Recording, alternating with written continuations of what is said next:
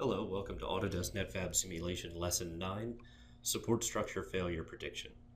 So if you remember in Lesson 7 we took a geometry and we identified that it was going to have issues with recorder blade interference.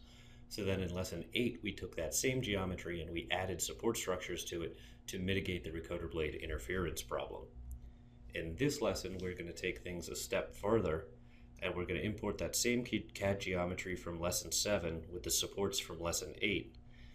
And I'm going to show you how to use NetFab simulation to determine if those support structures are likely to be strong enough to hold during the build process or if they're likely to fail. So the first thing we'll do is launch NetFab simulation, and we're going to import the same part from the previous two lessons. And we're going to import the support structure from Lesson 8. So this was a support structure, and if you remember, it was a solid support. So the volume fraction is 1, and we will import this. So now what we want to determine is when this builds, will the stress at this interface reach a level that makes this support structure likely to fail?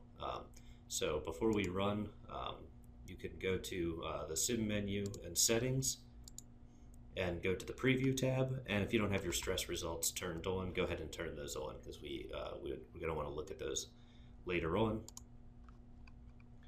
And now we're going to hit, first we'll go to the Analysis Setup, and so now that we've imported support structures into the analysis, you'll notice that we can click this option to include support structure failure in the analysis, and now what this does is it's going to prompt me to enter a failure stress. So that's the stress that when exceeded at this interface, we would trigger a failure. So we don't want to pick something too high here because I want to make sure we see the failure. So I'll say 500 megapascals. Hit OK. And now we'll solve and give this guy a name and save. So now this is going to run. And we'll have results very quickly. So import those results, turn off your geometry colors so we can see what's going on here. And now we'll gray out displacement and we'll actually look at one of the stress components. So let's look at Mises stress, play through this video. You can see the stress is evolving. You see in these corners where you'd expect stress concentrators, you're going to get higher stresses. You can see those evolve throughout the build.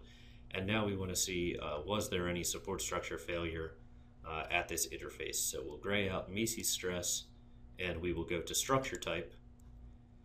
And structure type is going to show us that there were failed elements. So if you see a structure type 3, those are failed support structure elements. So structure 0 is the build plate, and then we have the actual geometry that we built, and then we have the support structure, and now we have failed support structure elements.